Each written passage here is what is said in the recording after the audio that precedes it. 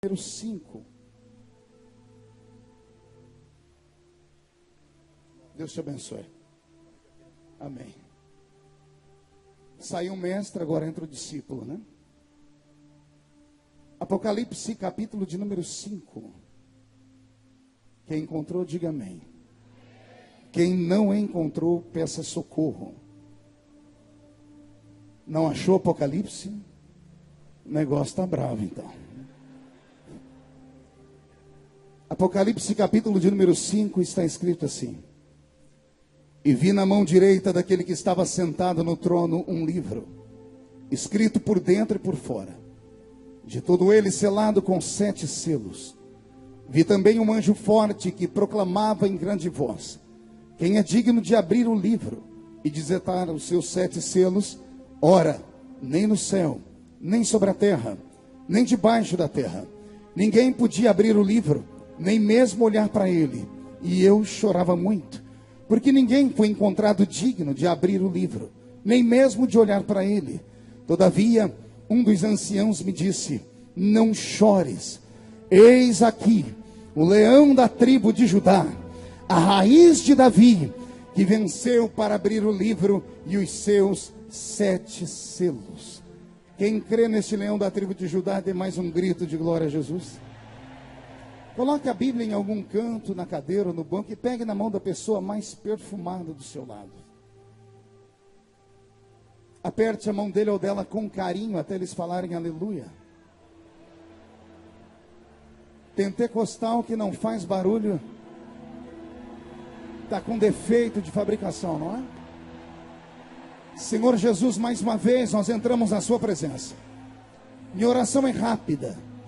Minha oração é para que neste exato momento o Senhor cerque este ginásio com a sua glória. E num raio de 5 quilômetros, onde houver um demônio alojado, eu dou a esses demônios segundos para sumirem daqui. Porque se não sumirem, serão queimados pelo poder da sua glória que aqui será derramada. Rasgue os céus sobre a pequena Camboriú e manda anjos de fogo descerem aqui. Que estes anjos desçam trazendo brasas de fogo nas mãos. Comecem a esparramar estas brasas entre nós. E onde houver um crente cheio do Espírito Santo, pega ele nesta noite, Jesus, e mostra o caminho da verdadeira e poderosa adoração. Fala conosco, fica conosco. É o que eu te peço agora e sempre. E toda a igreja diz: os que podem, tomem o seu assento aplaudindo a Jesus, porque Ele é bom, porque Ele é maravilhoso, porque Ele é grande. Graças a Deus. Eu quero mais uma vez louvar a Deus pela vida do pastor Cizino, dos Gideões Missionários da Última Hora. É o 18º ano consecutivo pregando aqui nessa linda festa. O menino que começou a me ouvir com 18, hoje tem 36, já é pai de família. O filho dele já me escuta também. Então ajudei a formar uma pequena geração. Quero louvar a Deus pela minha família que está me assistindo em casa agora. A minha esposa é a irmã Edmeuza. As minhas filhas, Karen, Kathleen, Camille. A minha equipe, por trás de todo o trabalho que eu realizo, não sou sozinho. Um homem sozinho não vai muito longe. Eu tenho uma equipe que me ajuda e que me auxilia. E eles estão aqui no púlpito. É o Charles Augusto, que está aqui na minha frente, meu grande irmão. O Dr. Bauer, cadê o Bauer? Está aqui o Bauer. Eu até achei que era você que estava pregando aqui, a cara do Bispo Átila, né? É o chefe do meu gabinete, é o meu mentor político.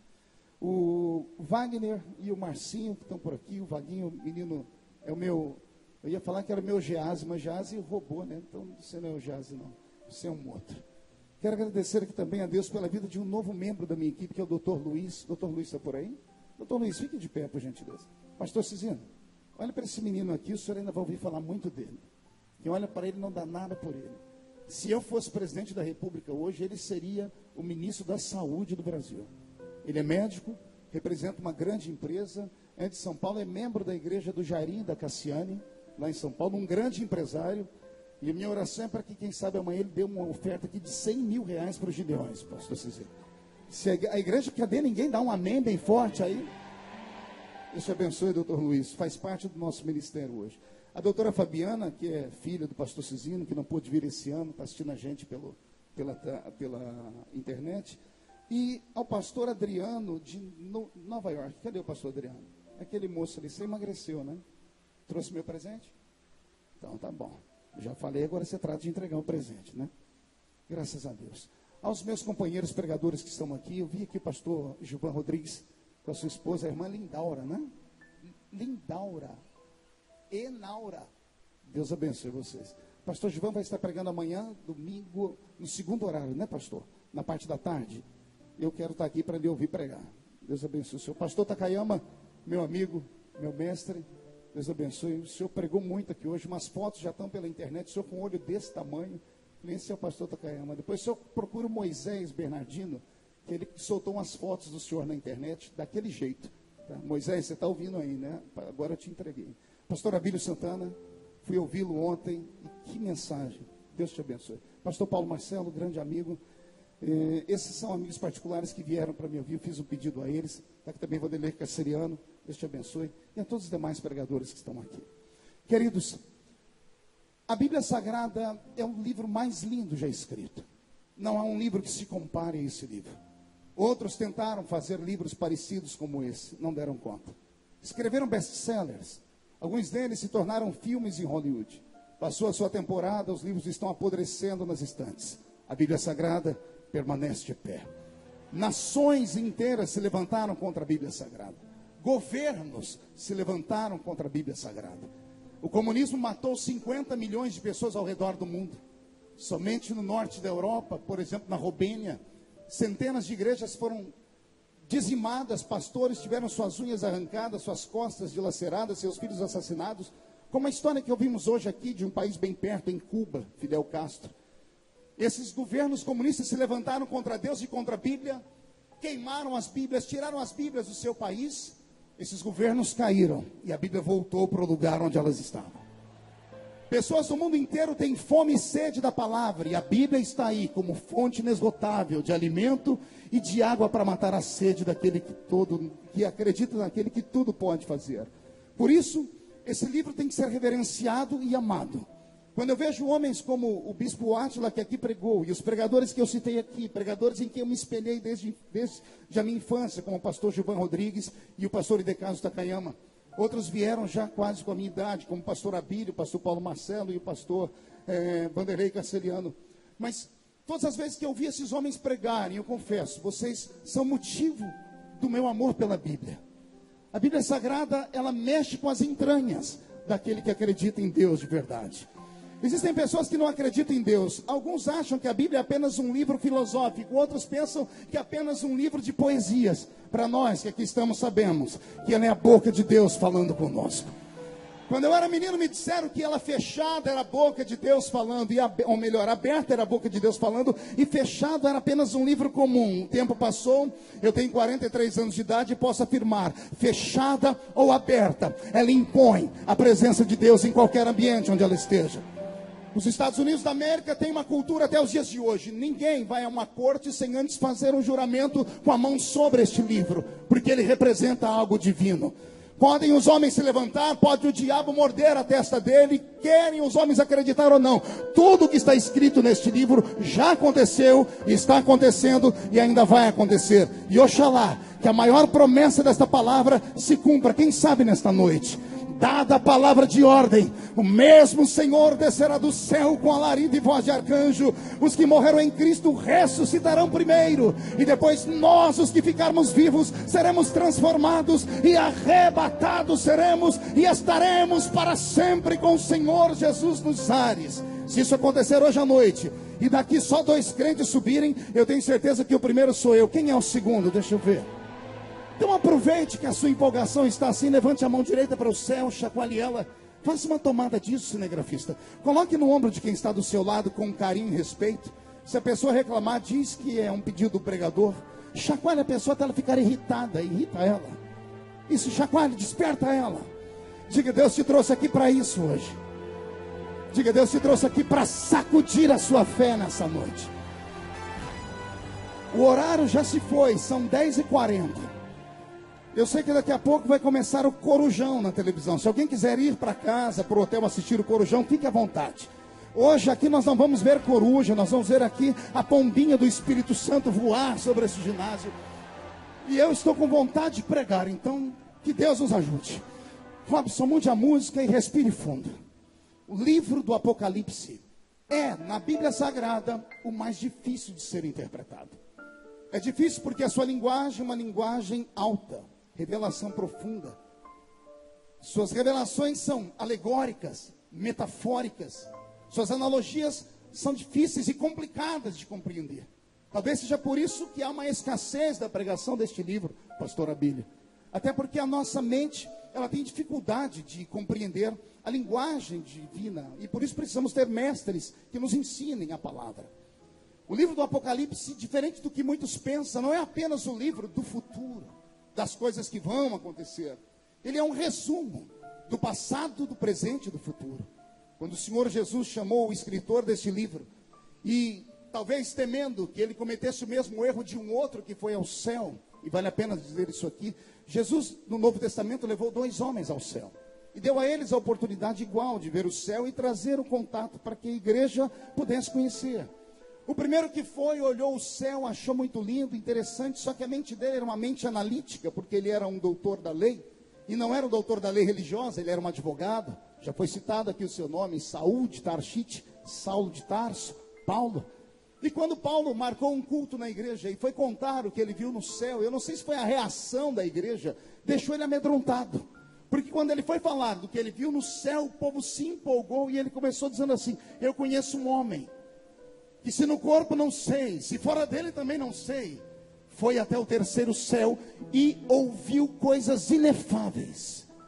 Quando ele disse isso, os crentes se agarraram nos bancos, na cadeira, esticaram a cabeça, os olhos esbugalharam, e ele ficou com medo, porque ele era pastor. Pastor geralmente pensa para falar, diferente do evangelista, que fala sem pensar. Por isso que todo mundo fecha a porta para o evangelista.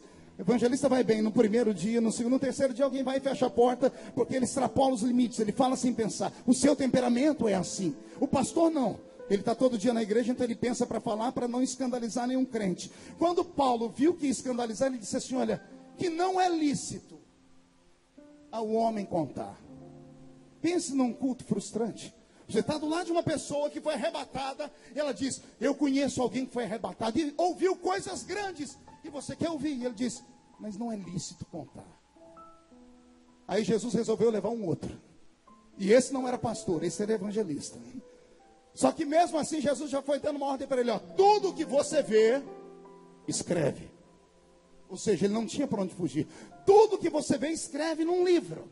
E você vai escrever sobre as coisas que eram, sobre as coisas que são, e sobre as coisas que hão de acontecer. Por isso, o Apocalipse não é apenas o livro de hoje ou do amanhã, é um livro do ontem. Então, compreender o que está escrito nesse livro não é nada fácil. O Apocalipse 5, por exemplo, que fala de um livro selado com 7 selos, e esses selos se fundem com os 4 cavaleiros do Apocalipse, que abrem a porta para as 7 trombetas, e depois falam sobre o derramamento das 7 taças. Poderia aqui pegar uma das vertentes de interpretação e falar apenas sobre as misérias, sobre as problemáticas que cairão sobre o planeta Terra, sobre o que antecederá o fim, não apenas da igreja na Terra, mas da destruição total do planeta Terra. Eu poderia sim hoje usar esse texto para falar sobre isso. Mas como o livro do Apocalipse, ele é revelado, ele dá ao pregador a oportunidade de compreender de outras formas também.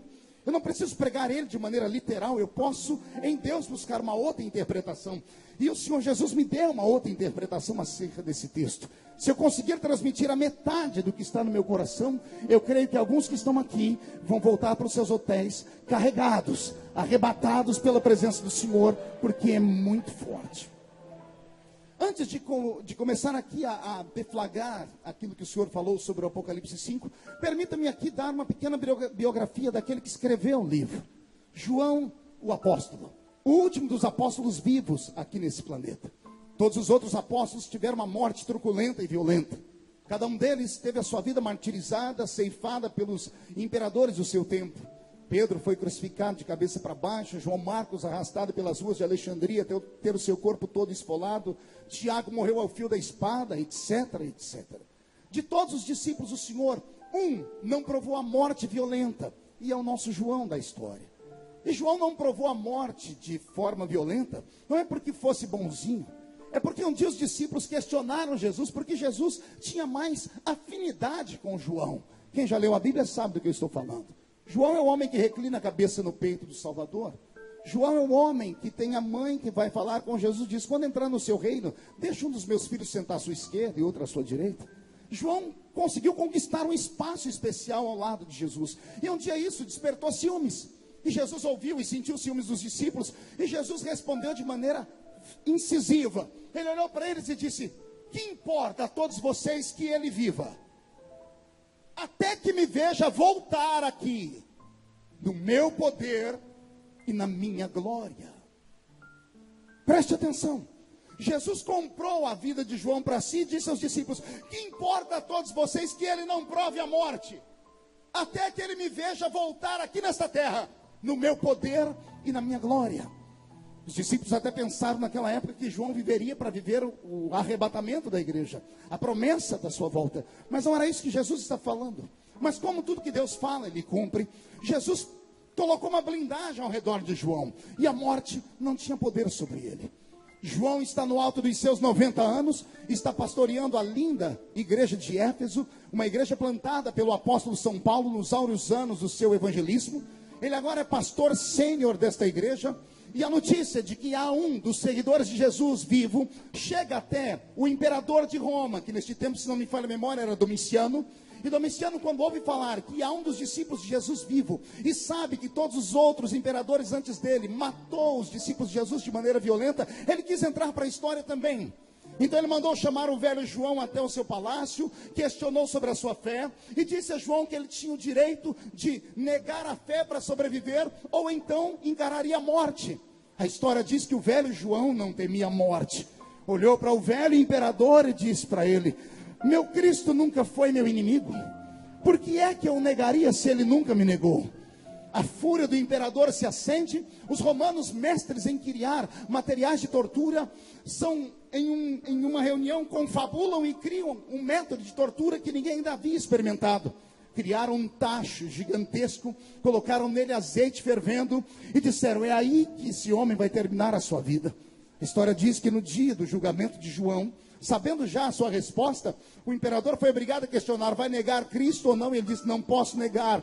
O imperador disse: então ele decreta a morte. A história diz que João disse: a morte não é minha inimiga, ela é minha amiga, é a minha carruagem que me levará à presença do meu amigo celeste. Há um outro escritor muito desaforado que diz que o velho João disse: se eu fosse jovem, correria e me jogaria dentro daquele tacho de azeite fervendo. Como sou velho, peço aos seus soldados que me ajudem e me coloquem dentro daquele tacho, porque eu quero me encontrar com o meu Salvador. Jogaram o velho João dentro de um tacho de azeite fervendo.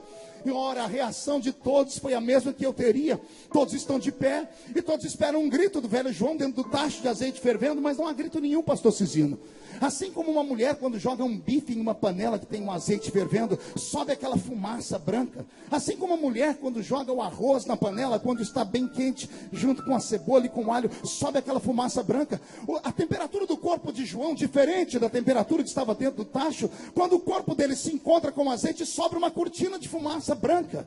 Não houve grito, as pessoas pensaram que ele morreu instantaneamente, mas quando a fumaça desaparece, lá está o velho João, sentado dentro da banheira, tomando um banho de hidratação de pele. A primeira sessão de hidratação de pele da história foi com o velho João.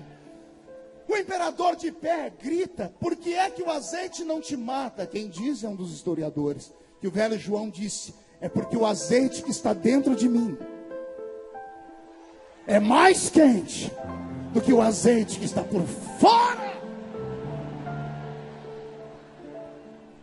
O que eu trago agora é uma revelação, e os meus amigos que gostam de história vão gostar disso. Estudei um pouco sobre o temperamento grego e a filosofia grega por causa da política. E por causa da política aprendi o que eu vou falar aqui agora. Os gregos, eles tinham uma cultura só deles, embora fossem mestres da inteligência, porque toda a ciência foi criada por eles. A filosofia deles, Atenas era a capital intelectual do mundo antigo, estava na Grécia. Todos eles viviam sobre a égide da filosofia de Sócrates, Aristóteles e Platão. Todas as pessoas que queriam conhecer um pouco de raciocínio humano iam até a Grécia. Os gregos deram ao mundo a sua filosofia. A filosofia é uma das bases da construção do Ocidente, da nossa terra, do nosso país. O Brasil, por exemplo, tem o seu fundamento em um tripé: o direito romano, a filosofia dos gregos e o moral judaico-cristão. E mesmo sendo judeus tão inteligentes e capazes, havia dentro deles um senão, um defeito. Pergunte qual? Eram místicos. Pastor, por que defeito? Porque ciência e misticismo não casam, não combinam. O médico não acredita nem em Deus, salvo o conduto se ele for um temente e aprendeu desde criança. Fora isso, ele se transforma em uma somente analítica, só acredita naquilo que pode ser comprovado através da química, da física ou da matemática. Então, para os gregos que são cientistas, vem a seguinte pergunta: como podem os homens mais inteligentes do mundo serem tão místicos? E a mística deles era tão plena que eles acreditavam em um céu, pastor Cizino, mas não no nosso, não no terceiro. Para eles, o céu do mundo estava na Grécia, ficava no alto de um monte chamado Olimpo. E do alto do monte Olimpo, o grande entre eles, conhecidos como o maior de todos os deuses, chamado Zeus, imperava sobre o planeta daquele tempo. Zeus tinha 2 irmãos. Um dele governava o inferno, seu nome é Hades, e o outro governava os mares, que era Poseidon. Então esse triunvirato para os gregos eram os mestres deuses. Só que os deuses gregos tinham uma fraqueza. Pergunte qual? Só falo se todo mundo perguntar. Mulheres humanas. Os deuses gregos eram safados. Eles desciam à terra, namoravam as mulheres e delas nasciam filhos. E esses filhos eram chamados de semideuses. E são desses filhos que vieram as lendas de Hércules, Teseu, Perseu e outros mais. Pastor, onde o senhor quer chegar? Aqui. Como o mundo agora está sobre o domínio romano, mais sobre a cultura grega, quando viram que o velho João, lançado em um tacho de azeite fervendo, não morreu, todos os que estavam ali se levantaram, olharam uns para os outros e disseram: não é um homem, é um semideus. Se é um semideus, não podemos matá-lo. E os gregos tinham uma mística tão grande que eles criaram uma ilha. Criaram o quê? E ao redor dessa ilha havia encantamentos. E o encantamento protegia a ilha dos homens do mundo. E era nesta ilha que eles lançavam os homens que rompiam e venciam a morte. Naquele mundo antigo, pastor Paulo Marcelo já sabia de homens que eram sobre-humanos na sua composição física. Nada vinha de divino dentro deles, não havia nada de divino. Quem já teve a curiosidade de assistir os super-humanos de Stan Lee na televisão sabe do que eu estou falando. São homens e mulheres que tinham capacidade acima da média. Há indícios naquela época que haviam homens que foram afogados em tachos e conseguiram sobreviver por 10 minutos sem respirar debaixo d'água. Isso é anormal. Então, quando viam um homem respirar, ou ficar sem respirar por 10 minutos, diziam: não é um homem, é um filho de Zeus com alguma mortal, então ninguém pode tocá-lo. Essas pessoas amaldiçoadas, segundo eles, não podiam ficar entre os homens. Então eram pegados e jogados em uma ilha grega chamada Ilha de Patmos. A ilha das bestas feras, ou a ilha rochosa. Naquela época, há indícios de pessoas que foram enforcadas e ficaram por 30 minutos enforcadas. Saltaram de cima de cavalos e os seus pescoços não quebraram e não morriam. Então diziam: esses condenados não são homens, são filhos dos deuses. E jogavam eles na ilha de Patmos. É por isso que o velho João é jogado na ilha de Patmos, porque achavam que ele era um semideus, achavam que ele era um homem anormal. A história diz que quando os romanos chegavam próximo à ilha, não chegavam a parar na areia da praia, paravam uns 10 metros longe, porque eles tinham medo de entrar naquele lugar rompido e amaldiçoado. Então jogavam o preso dali mesmo. João é jogado a uns 10 metros antes de chegar na praia. E ele que se virasse com as mãos amarradas e os pés amarrados, que sobrevivesse e fosse até a praia. É nessa situação que João está. Os romanos não pisavam naquela ilha. Eles diziam que o que prendiam esses semideuses lá era um encantamento. É claro que é puro misticismo que eu estou falando aqui, trazendo para vocês a cultura. E é nesta ilha que o velho João está, com 90 anos de idade. Ele chega até a praia, desamarra suas mãos, os seus pés, ele olha para a esquerda, olha para a direita, sabe que a ilha termina em um anel, não há saída para a esquerda nem para a direita. Ele olha para frente, sabe que vai enfrentar homens malditos, homens ruins, homens que a sociedade temiam. Ele olha para trás e atrás dele tem o mar fechado. E é nesse momento que o velho João começa a ensinar para todos nós que quando uma porta se fecha para frente, quando uma porta se fecha para trás, quando a porta se fecha para a esquerda ou para a direita, pode se abrir uma porta no céu. E é assim que ele começa a sua história. E ele mostra como é que se abre a porta do céu. As portas da terra nós abrimos batendo a mão. A porta do céu abrimos batendo o joelho no chão. João cai de joelhos. E eu vou deixar que ele conte o que aconteceu. Estando eu de joelhos, eu ouvi uma voz por detrás de mim. E virei para ver quem era. E me dá um arrepio. Porque bastava João dizer assim: virei para ver quem era, e lá estava Jesus. Não era mais simples, não era mais cordial. Mas João não diz isso. João diz: eu virei para ver quem era. E ele começa a desenhar um homem para nós, Castelhano. Ele começa a falar da cor do cabelo, dos olhos, dos pés, da roupa, pastor Gilvan. Por que isso? João estava naquele momento com uma alegria dupla. Primeiro porque estava revendo o seu Salvador. E segundo porque ele já estava pronto agora para encarar a vida depois dos 90. Ou seja, já tinha terminado tudo por aqui. Ele está vendo aquele que falou: que importa que ele viva, até que me veja voltar aqui, no meu poder e na minha glória. Você entendeu? Eu vou repetir. João, quando olha para trás, ele não vê o Jesus homem. Ele não vê o Jesus que ele viu subir no alto da montanha naquele dia, sendo elevado aos céus de uma nuvem cobrir os seus pés. Faziam 60 anos. Quantos anos eu disse? Não ouvi? A última vez que João viu Jesus, faziam 60 anos. João tinha 30 anos quando ele estava no solapé da montanha e ele viu o Nazareno ressuscitado. Ele viu Jesus com seus cabelos castanhos, os seus olhos castanhos, o seu corpo quase que de 1,80 m. Ele viu as mãos furadas, ele viu o linho fabricado na terra e os pés furados também. A última vez que João viu estava em Atos capítulo 1, 60 anos depois. João está na ilha de Patmos e ele olha para trás e ele diz: e eu virei para ver quem falava comigo, e lá estava ele. Só que agora os seus cabelos não são humanos. Os seus cabelos são brancos como a neve. Os seus olhos são como chamas de fogo. Os seus pés são como latão que saíra da fornalha. A sua roupa é um branco linho que não há na terra. Há um cinturão de ouro que traça o meio do seu peito. E da sua boca sai uma espada aguda de 2 fios que grita assim: João! Sobe para cá, João! Aleluia. Como eu disse, a alegria dele é dupla. Primeiro porque ele está vendo o seu amigo. E segundo, ele sabe que não dá para viver nesta vida com mais de 90 anos, porque é só enfado e canseira. Como ele viu Jesus na sua glória e no seu poder, ele já pode morrer. Mas antes de morrer, ele ainda tinha uma missão. Pergunte qual? Ouvir o que Jesus disse. Tudo que eu vou te mostrar, escreve em um livro. Vou te falar das coisas que eram, das coisas que são e das coisas que hão de acontecer. E eu não queria estar na pele de João. Porque João é um homem simples, como eu e você. E ele é obrigado a desenhar com palavras humanas aquilo que ele viu no céu. E isso já causou muita confusão. Quando vamos para a escola de teologia, os professores gostam de tirar sarro na cara da gente. Principalmente os professores de hermenêutica. A gente chega na interpretação do Apocalipse, ele diz: quem acredita que no céu tem rosto de ouro? É a gente, criado na roça, crescido nos Gideões missionários, que eu creio. Aí ele vem e diz assim: mas não tem ouro no céu. Aí acaba com a alegria da gente. E a gente pergunta: por que não tem ouro no céu? E eles começam a explicar: porque o céu é um reino invisível, inacessível. É um reino que não pode ser tocado nem tateado. Foi criado antes da terra. No princípio criou Deus os céus, depois criou a terra. O ouro é o metal da terra. Ele pode ser queimado, destruído. Moisés pegou o bezerro de ouro, derreteu, fez pó e deu para Israel beber.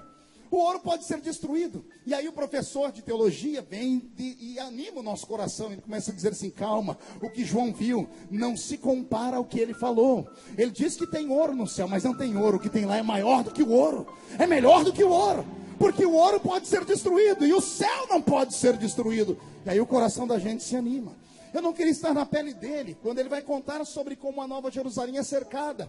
Ele diz que a Nova Jerusalém tem uma muralha cercada por pedras preciosas de 12 tipos. E ele começa a falar, pastor Takayama, ele começa a dizer que lá tem o berílio, o carbúnculo, o topázio, a esmeralda, o diamante. E aí vem um professor da escola de teologia e diz, isso não existe. Por quê, professor? Porque pedras preciosas só existem na terra. E antes da pedra ser preciosa, ela é um cristal de rocha. Antes de ser um cristal de rocha, é carvão mineral. Antes de ser carvão mineral, é só terra. E antes de ser só terra, é uma massa chamada amálgama. É disso que se trata a geologia. Ou seja, são milhares de anos para que se construa uma pedra preciosa. Aí o professor diz assim para a gente, não fique triste. O que ele viu lá é muito melhor do que tem aqui na terra. Brilha verde como a esmeralda, mas é um verde muito melhor. Brilha como o ouro, mas é muito melhor do que o ouro. Quem está compreendendo a linguagem do Apocalipse? A Cotovelo e seu irmão diga, creia, porque é para lá que você vai. É esse João que é convidado a dar um passeio dentro do céu. E o que eu passo a falar agora, peço que prestem bastante atenção, porque a explicação só virá no final da mensagem, daqui umas 3h30 pelo menos.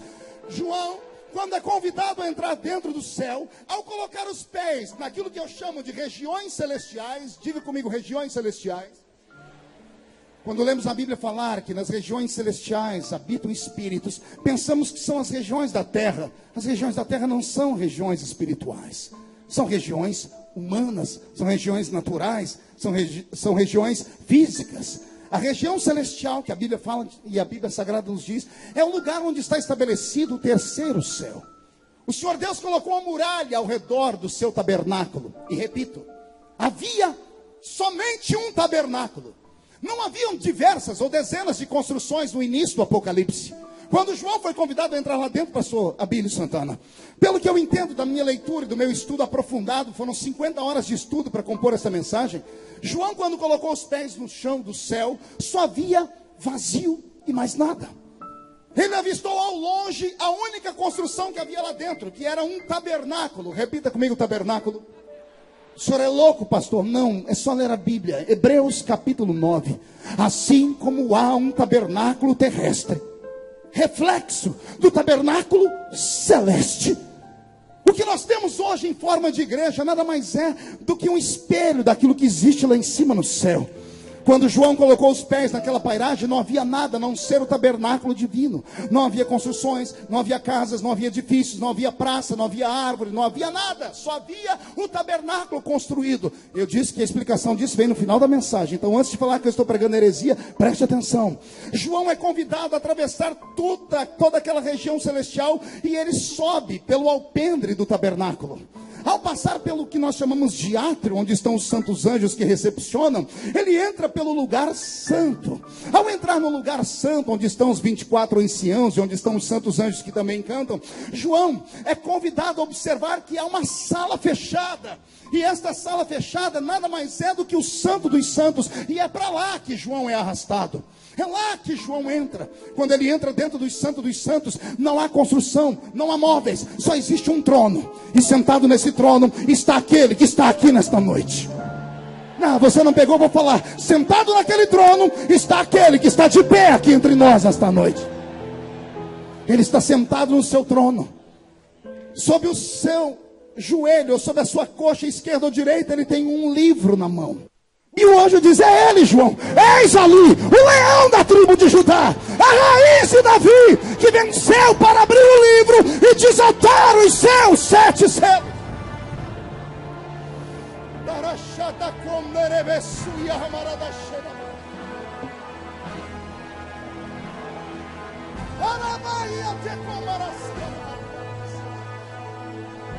Respire fundo.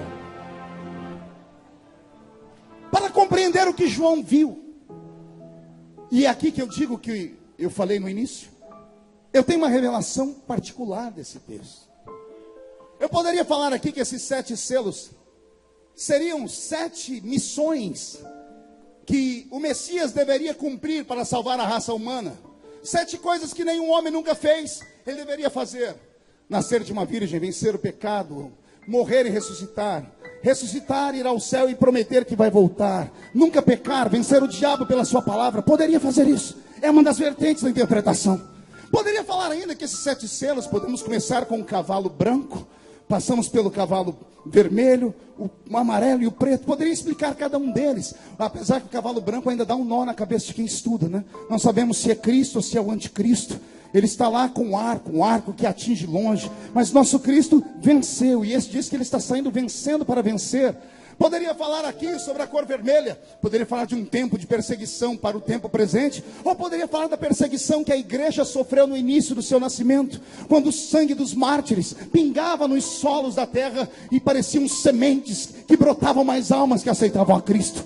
Poderia falar aqui sobre o cavalo amarelo, sobre um tempo de fome. E quem já leu o Apocalipse sabe que o cavalo amarelo, quando ele é solto, há um ser sentado sobre ele cujo nome é morte. E esse ser grita: a farinha custará tão caro que ninguém terá dinheiro para comprar, e a cevada também. Eu poderia falar sobre um tempo de fome que virá sobre a terra, ou poderia falar sobre um tempo que já veio, em que a palavra, que é o trigo do céu, foi arrancada dos crentes, do século 3º até o século 15. 12 séculos, 1200 anos, as pessoas queriam ouvir a palavra verdadeira e não tinham, queriam ouvir uma profecia e não saía, queriam ver uma cura e não acontecia. Por 12 séculos, o mundo cristão quase desapareceu. De Constantino aos outros que vieram, quase dizimaram a existência da igreja de Cristo. E quando o diabo no inferno fazia festa dizendo: venci, é lá na Europa que Deus começa a levantar um grupinho de pessoas. Eu li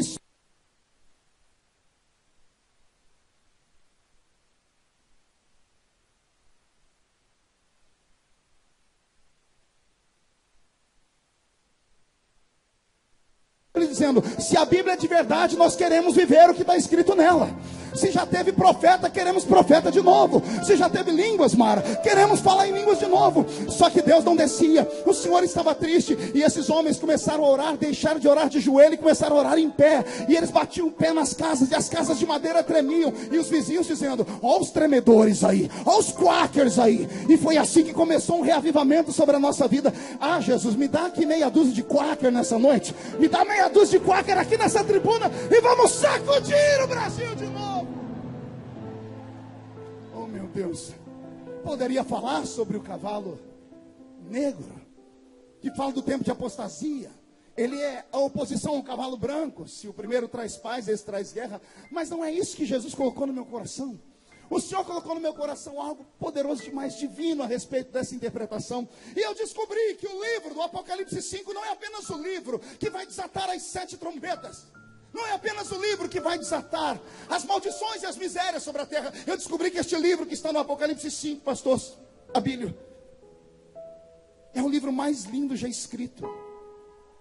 Não por homens, Charles Augusto, mas por Deus. Não, se eu não entender, eu vou falar de novo.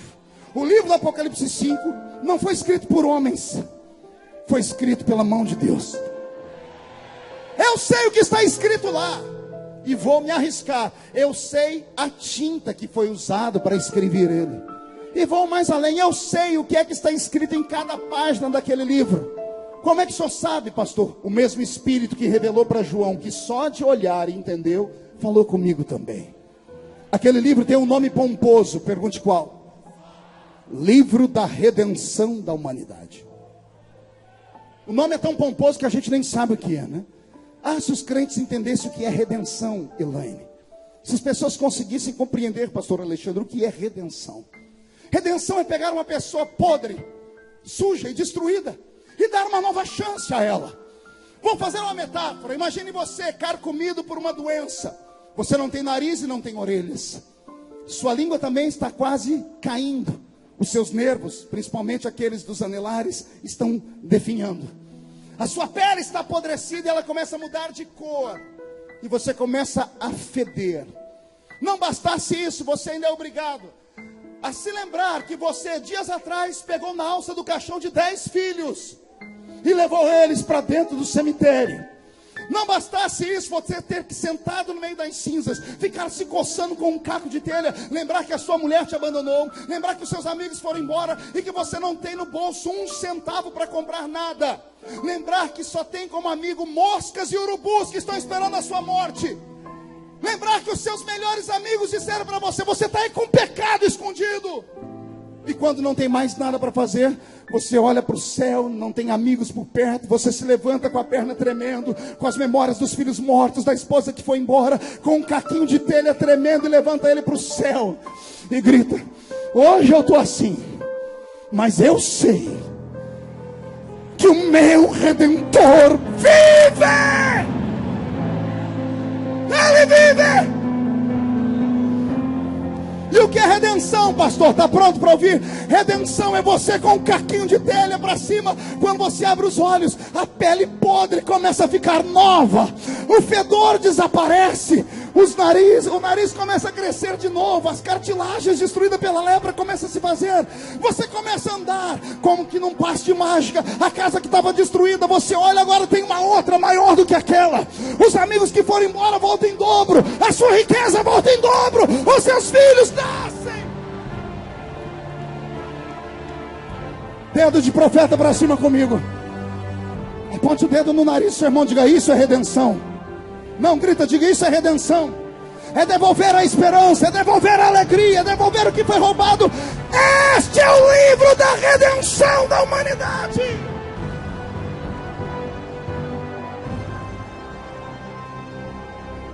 Mas eu poderia ter encurtado o caminho. Pode sentar. Eu poderia, pastor Taclemão, ao invés de ter falado o livro da redenção da humanidade, poderia ter falado o apelido, pastor Marcelo, que está no Apocalipse. E o apelido é lindo, porque todo mundo conhece ele. Quer ver? O livro da redenção da humanidade tem um apelido, pergunte qual? Livro da vida. Vou repetir, o livro da redenção da humanidade é um livro da vida. E o que é que está escrito lá, pastor? O seu nome. O nome de todos os que morreram antes de nós e aceitaram Jesus como Salvador.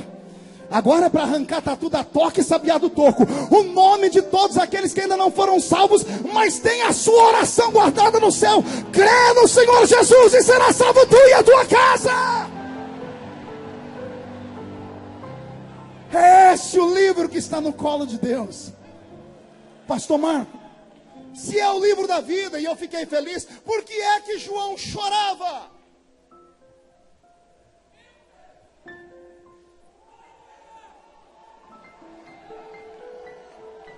João chorava porque o livro da vida não é só um livro, ele é um testamento. E o que é um testamento se não um documento que tem fé pública, lavrado por um advogado que tem poderes, recitado pela boca de pessoas que têm bens? E as pessoas que têm bens, antes de morrerem, chamam o advogado e dizem assim: coloque aí no testamento, a minha herança vai ficar para fulano de tal, a minha casa para minha esposa, a fazenda para as minhas filhas. E assim é feito um testamento. O testamento é guardado a 7 chaves em um cofre, e ele só tem validade quando aquele que atestou morre.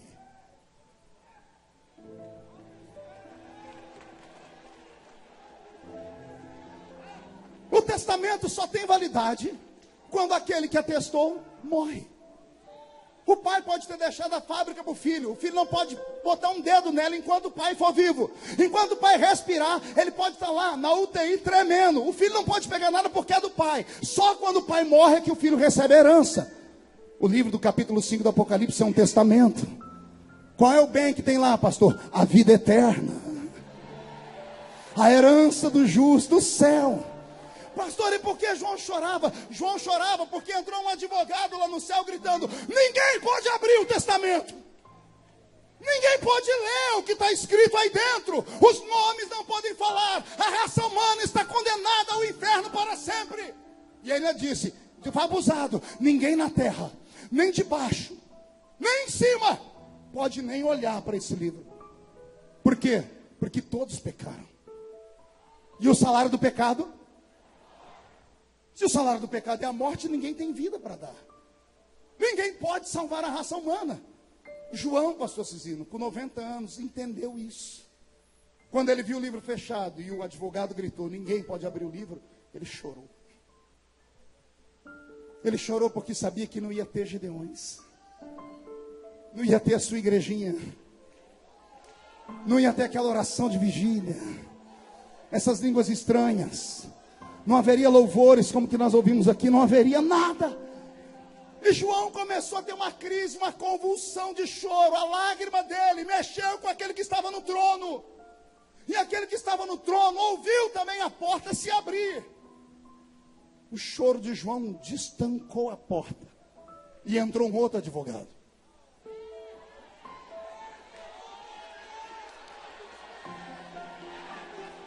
Entrou outro, pastor Cisino. Um gritou, ninguém pode abrir o testamento. O outro gritou assim, pode sim, já encontramos um. E alguém pergunta, quem é ele? Eis aí o leão da tribo de Judá, a raiz de Davi. Ele pode abrir o livro.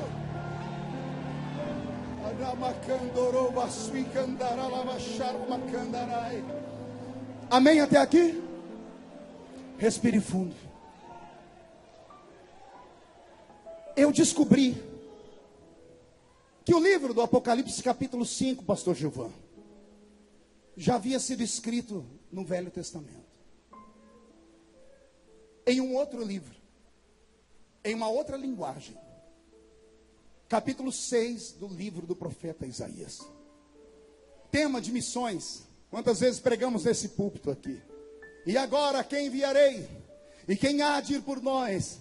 Ao que respondi eu, eis-me aqui. Envia-me. Quantas vezes ministrei sobre esse tema em congressos missionários e o Senhor Jesus fez uma obra linda porque Ele respeita a nossa interpretação. Mas a interpretação certa do capítulo 6 nada mais é do que a visão do Apocalipse 5. É a mesma visão.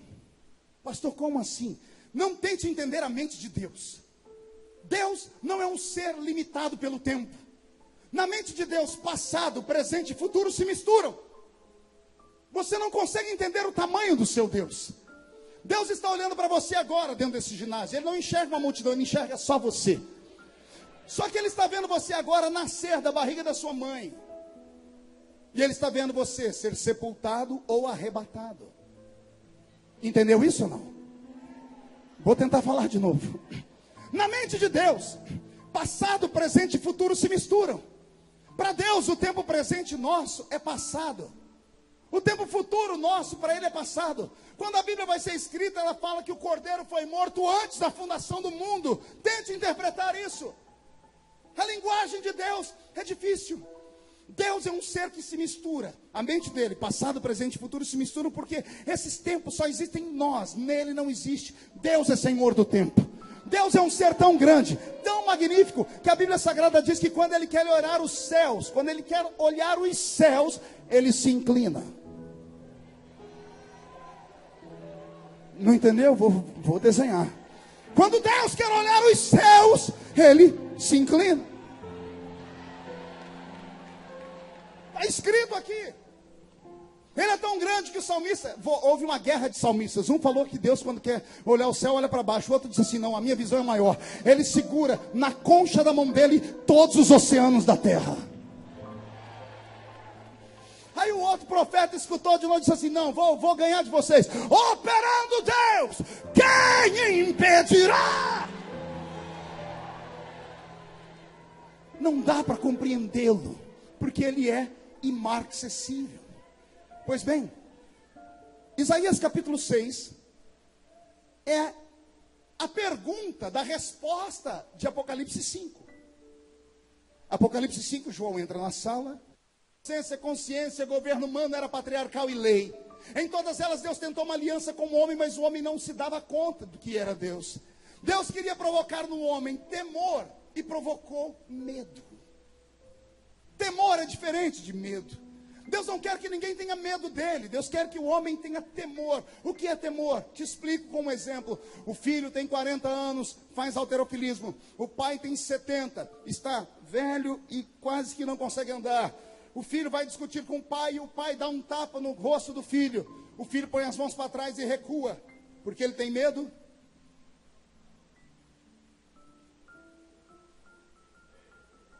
O que é que o filho tem? Respeito. Temor é respeito. Deus não queria que o homem tivesse medo dele. Mas como não temer um Deus que quando fala a montanha treme? Que quando questionado diz assim, abra a terra e engole os homens. Que manda anjos numa cidade para deixar todo mundo cego por causa dos pecados da carne. Os homens tiveram medo dele. Esse não era o intento de Deus. A intenção de Deus era que o homem o respeitasse. E de Gênesis até Malaquias o homem não conseguiu respeitar Deus. Deus olhou para baixo e disse, chega. Ele voltou para o céu. Sentou no trono, pastor Cizino. Botou a mão na cabeça, olhou para a terra e disse, e agora? A quem enviarei? Quem há de ir por nós? Aí entrou o anjo gritando, ninguém! Porque ninguém na terra, nem debaixo, nem em cima dela, pode sequer olhar para esse livro da redenção, para dar a vida eterna para o homem, ninguém! Você entendeu ou não? Eu vou repetir de novo. Deus está olhando para a terra abandonada, ele diz, e agora, a quem enviarei? Quem há de ir por nós? E o anjo olhou para Deus e disse, ninguém, porque na terra não tem ninguém que pode dar o que tem nesse livro aí, nem de baixo nem em cima dela, quando estava tudo perdido.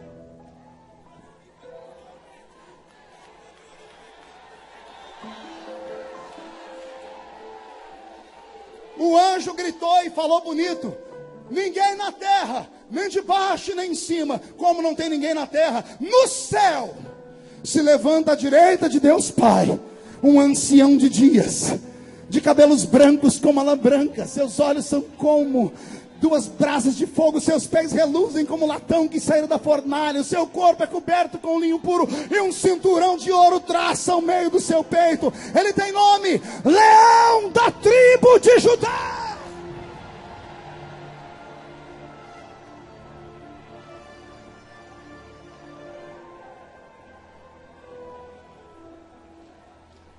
Pode imaginar a cena? O filho único e amado se levanta, vê o seu pai desesperado, assiste a cena e diz, eis-me aqui, envia-me a mim. Pode imaginar o discurso que se correu, o debate, pastor Abílio. Mas meu filho, nós somos um. O que você pode fazer que eu não tenha feito? Pode imaginar o filho dizendo, papai, nós somos um. E o senhor fez certo, o senhor não errou não. A primeira impressão é que fica. Uma pessoa quando quer conquistar outra, vai com o melhor que tem. Ninguém chega para conquistar uma outra pessoa de qualquer jeito, parecendo um mulambo. Ninguém vai pedir um emprego numa fábrica e no currículo coloca o lugar que foi mandado embora. Só coloca os lugares que saiu de bem. É a primeira impressão que fica. O senhor foi e sentou nas asas de um querubim. O senhor é Deus, o senhor é soberano, tem que fazer isso mesmo. O senhor falava e a montanha tremia. O senhor é Deus, tem que fazer isso mesmo. Só que o homem não entendeu. E o que é que você pode fazer que eu não posso, filho?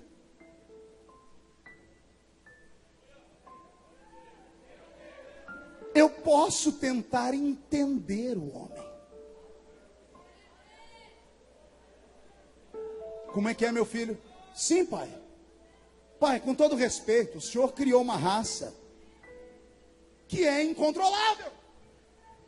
A raça humana é uma raça indomável. A raça humana não é normal. Antes de fazer o homem, Deus fez os anjos. Quando deu defeito nos anjos, quando Deus quis curar os anjos, Ele consertou de uma vez. Os anjos pareciam que foram clonados. Todo mundo que vê anjo no mundo inteiro vê a mesma coisa. Branco, louro, de asa comprida, tudo igual. Quando deu problema com um e caiu a terça parte, o que sobrou, Deus foi lá e consertou a repimboca da parafuseta de todos. Deus não corre risco de ter um novo ataque no céu. Ocorre. Por que não? Porque no princípio os anjos tinham livre-arbítrio. Deus foi lá e arrancou o livre-arbítrio deles. Com todo respeito aos irmãos anjos que estão aqui, espero que nenhum deles pegue uma espada e ponha no meu pescoço. Os anjos não são como nós. Eles são desprovidos de sentimentos. Anjo não chora, Mara. Anjo não sorri, pastor Alexandre. Ele só faz aquilo que ele nasceu para fazer. Serafim só sabe fazer isso, ó. Santo, santo, santo, santo, santo, santo, santo, santo, santo. Querubim, ele não pode olhar o trono de Deus, que ele já ajoelha e põe a mão aqui para segurar o trono dele aqui. Eles foram criados para aquilo e não sabem fazer nada que não seja aquilo. Deus os santificou na eternidade, por isso hoje ele não corre nenhum risco. E eu imagino Jesus falando: Pai, os anjos nós conseguimos consertar de uma vez. Aí o Senhor, arrependido de ter feito os anjos porque viu o erro deles, tentou criar uma nova criatura. Aí o Senhor foi criar os animais irracionais. Aí o Senhor falou: não vou cair no mesmo erro. O que eu dei para os anjos, não dou para os animais irracionais. Deus deu o que aos anjos? Espírito. E aos animais racionais Deus não deu espírito, Deus deu alma. Alma vivente. O que é alma senão palco das emoções? A alma, através dos 5 sentidos humanos, faz o ser humano ou qualquer ser entender o mundo físico que existe ao seu redor. Cheiro, audição, visão, paladar, toque. Anjo é um ser translúcido. Ele só consegue se materializar se Deus permitir. Não pode comer. Lembra da história de Gideão? Botou comida para o anjo olhou. Disse: isso não é para mim, espera que eu vou buscar o anjo de verdade. Aí vem o anjo do Senhor. Aí ele tira o cajado e recebe. Um homem vai se ajoelhar na frente de um anjo e diz assim: não, eu sou servo como você, sou criatura igual a você, não se ajoelha aqui não. Esses são os anjos. Os animais irracionais só têm alma. Eles agem por instinto. Diga comigo: instinto. Diga: alma é instinto. Diga: espírito é inteligência. Aí Jesus está falando com o Pai: Pai, o Senhor criou inteligência e alma. Até aí estava tudo bem, dava para controlar. Aí aquele dia, passeando lá no Éden, o Senhor teve aquela ideia de transformar o planeta Terra num laboratório. E o Senhor encarnou um cientista à la Einstein. E o Senhor resolveu olhar toda a sua criação, porque o Senhor não se controla, o Senhor cria tudo a toda hora. Aí o Senhor pensou consigo: o que aconteceria se eu dividisse a minha criação em 3? Eu pegar a matéria dos anjos, está aqui, espírito. A matéria dos animais, está aqui, terra.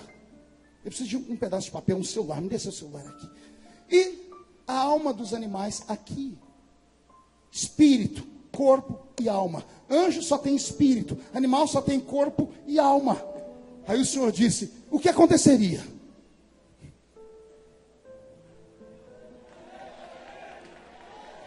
E se eu juntasse o corpo, a alma e desse um espírito para ele? Não entendeu? Vou desenhar de outra forma. O que aconteceria se eu pegasse o céu e a terra e misturasse céu e terra? Resultado: nasceu você. Nasceu você. Não, você não entendeu ainda, eu vou repetir de novo até você entender. Eu não estou pregando para o filho da Dona Maria, da esquina do São João, que tem chulé no pé e ceborréia no cabelo, não. Eu estou pregando para homens e mulheres que carregam dentro dele o céu e a terra. O céu e a terra.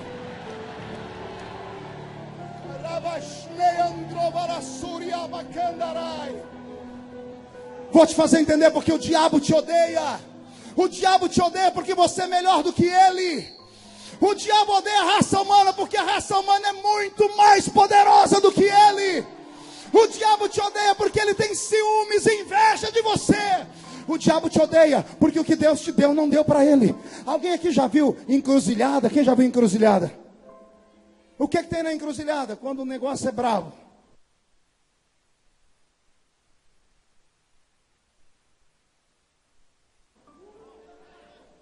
Desenha a macumba para mim, pastor Abílio. Bode, farofa de azeite,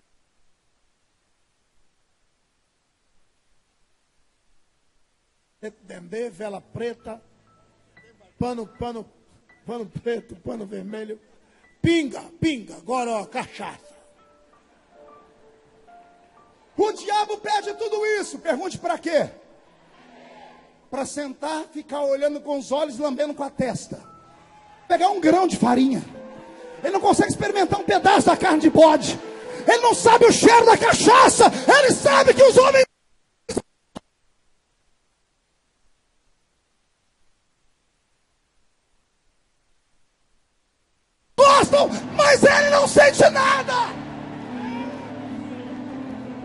O diabo te odeia porque você é melhor do que ele. Levanta essa mão direita para o céu, bate no peito e diga: sou melhor do que ele.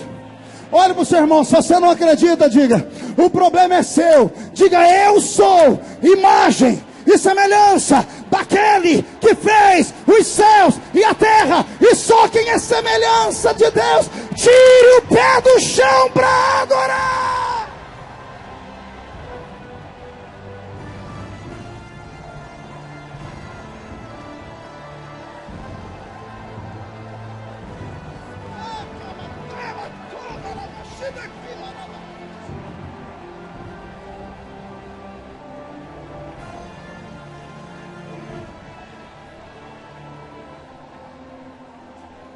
Filho, o que você quer me dizer? Papai, nós criamos uma raça que não tem controle. Por que o senhor está irritado com o homem? Eu dou tudo para esse povo e eles me trocam. Você não escutou o que eu falei para Isaías? O meu povo tem ouvidos e não me ouve. Eu dei tudo para eles, eles não estão satisfeitos. Então eu abandono eles para lá. E eu imagino Jesus falando: papai,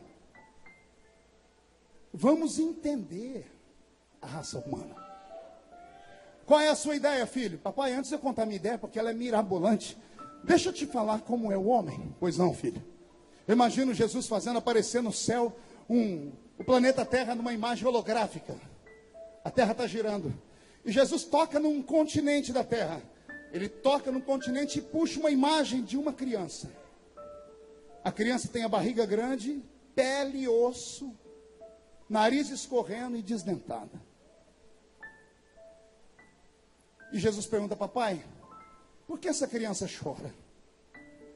E o pai diz: porque ela tem fome. E Jesus pergunta: pai, o que é a fome? O que é a fome?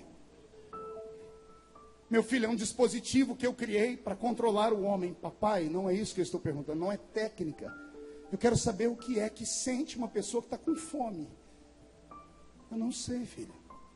Nós criamos a fome e nunca experimentamos ela. Por isso que ele olha para o céu e diz que o Senhor não existe. O planeta gira. Essa menina, pai, por que ela chora? Ela tem sede, filho. E o que é sede, pai? É um dispositivo que eu coloquei para limitar a vida do homem, para ele ser dependente de mim. Papai, não é técnica. O que é que sente alguém que tem sede? Por cima, nas asas de um querubim. Eu quero ir por baixo.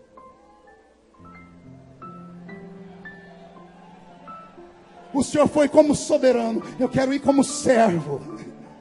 O Senhor foi como rei dos reis, eu quero ser só filho de Maria. O Senhor foi todo poderoso, eu quero entrar ali e experimentar a vida. Eu quero ser uma figura anônima, só quando eu ficar conhecido. Mas antes disso eu quero conhecer a vida normal. Eu quero saber o que é a vida, eu quero saber o que é fome, quero saber o que é sede. Quero ver se dá para encarar a fome e a sede e ainda continuar te adorando. Quero ver se dá para encarar a dor e continuar dizendo que o Senhor é Deus. E o pai olha para ele e diz assim: e o que é que você quer fazer? Eu quero nascer. Mas você é Deus. E o Senhor também. O Senhor pode tudo, me faz nascer na terra. Mas como, pai? Milagre é com o Senhor, me faz nascer, me deixa nascer na terra. Escolhe alguém lá de baixo. Ele falou: não, mas eu tenho que preparar o caminho. Então prepara, pai.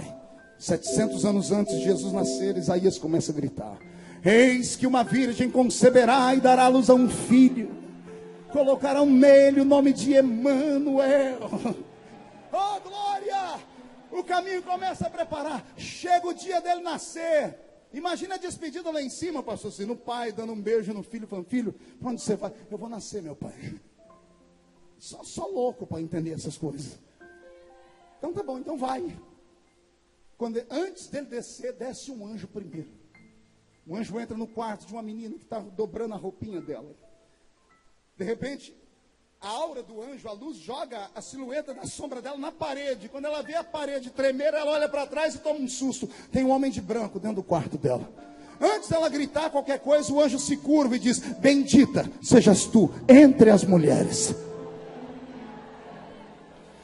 és tu? Eu sou Gabriel. Eu assisto diante do trono de Deus. E o que você faz aqui? Tu és bendita entre todas as mulheres. Tu foste escolhida para dar à luz ao Salvador do mundo.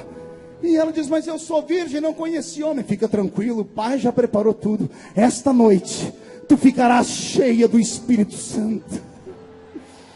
Ficarás cheia do Espírito Santo, porque o ente querido que vai nascer de ti vai salvar a humanidade inteira.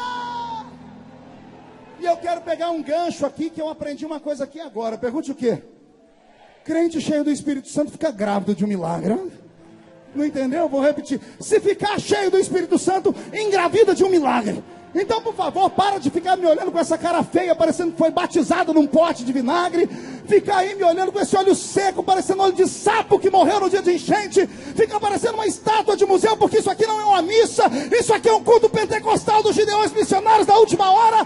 Eu quero saber onde estão os crentes cheios do Espírito Santo.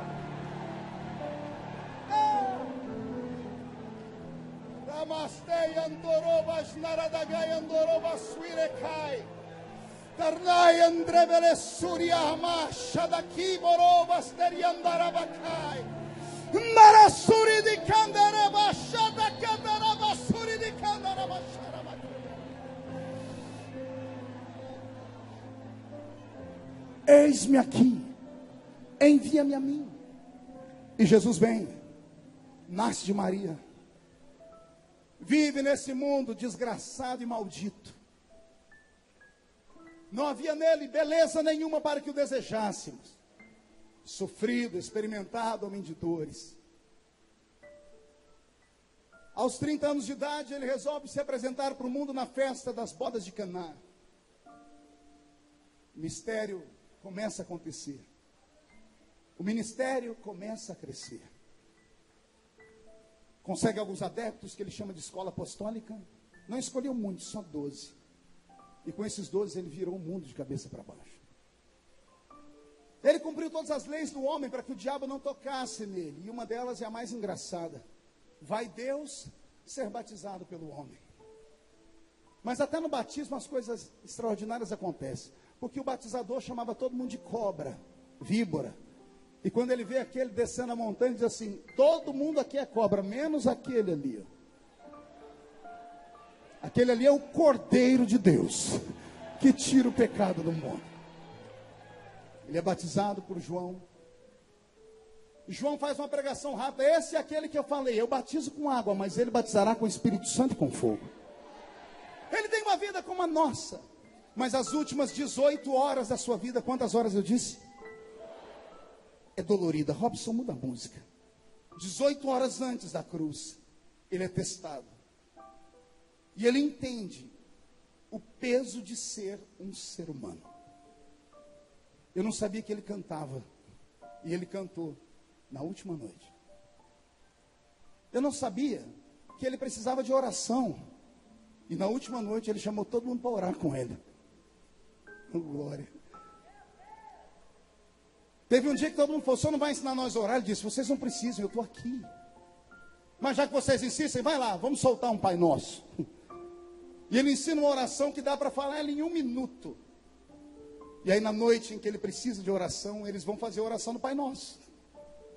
E quando eles ficam em silêncio, ele grita, vocês não podem orar 1 hora? Só conseguiram orar 1 minuto. Ele chama os amigos para um cantinho, Pedro, Tiago e João, e confabula com eles. Gente, eu não estou bem hoje. A minha alma está angustiada até a morte. Oh meu Deus. Você consegue entender isso? Você consegue entender isso? O seu Salvador. João viu ele andar em cima das águas. Pedro escutou ele gritar, Lázaro, sai para fora. Ele escutou ele. Eles viram ele flutuar no ar. Eles viram ele levantar o defunto. E agora o super-homem deles diz assim, vocês podem orar comigo? Por quê? Porque eu estou angustiado. Eu estou sentindo que eu mostrei para o meu pai na eternidade. Não é fácil ser homem. Não é fácil saber que a gente vai morrer. Não é fácil saber que a gente vai sofrer, que vamos sofrer injustiça. Não é fácil saber que as pessoas vão nos vender por 30 moedas. Não é fácil saber que as pessoas para quem estendemos as mãos são as primeiras a nos machucar. Não é fácil. E eles dobram o joelho com ele, e a oração é de 1 minuto. Ele entra no jardim sozinho. O jardim estava mais em silêncio do que um cemitério. Estava assim. Os pássaros não cantaram. Os grilos não fizeram barulho. Deus e o diabo, pastor Abílio, fizeram uma reunião naquele jardim, minutos antes. Entraram num acordo. Eu não ajudo meu filho, e você não atrapalha ele. Deus diz: diabo, dá ordem aos seus demônios para sumir daqui. E o Senhor manda os anjos sair também? Mando. Anjos vão para um lado, demônios para o outro, e todo mundo fica em silêncio. Deus se cala e o diabo também. Pergunte por quê? A escolha era só dele. Ninguém vai interferir. Ele entra no jardim e busca Deus. Deus não está ali. Ele busca força, não tem força nenhuma. Ele tenta ouvir a oração dos amigos, ninguém está orando. Há um silêncio no jardim. E então ele começa a escutar só um barulho. Pergunte qual? O coração dele. Tum, tum, tum, tum. A respiração dele fica ofegante. Ele passa a mão na testa e tem sangue. E ele se desespera. E ele grita: se for possível, passa de mim este cálice. O diabo ameaça fazer festa. Os anjos ameaçam se convulsionar. Deus segura os anjos, o diabo segura os demônios. A escolha é dele. Ainda bem que ele muda a oração. E é um mistério. Porque primeiro ele falou: se for possível, afasta de mim esse cálice. E depois ele muda a oração. O que fez ele mudar? Pergunte para mim. Nós. Ele suou gotas de sangue porque ele viu a cruz antes da hora, ele sentiu as dores antes da hora, ele apanhou antes da hora, porque ele era Deus. Como Deus ele viu o futuro, como homem não, mas como Deus ele sentiu tudo antes da hora. E o homem dentro dele gritou: eu não encaro isso. Se for possível, me tira disso. E por que ele resolveu investir, pastor? Porque se Deus via o futuro, ele viu todo o futuro. Ele viu a cruz, aí ele esticou a cabeça para a esquerda ou para a direita, eu não sei. Eu sei que ele olhou à frente da cruz, pastor Takayama, e lá estava o Senhor, pregando nos Gideões. Lá estava o Senhor, pastor Gilvan, pregando, e eu, menino, pastor Abílio, pastor Paulo Marcelo, menino, vendo vocês pregar, nós queremos aquilo ali. E ele viu esse congresso hoje à noite, viu o senhor, pastor Cezino, com 81 anos, venceu um câncer, e diz: vale a pena, vale a pena. E ele levanta e grita: todavia, não seja feita a minha, mas seja feita a sua vontade.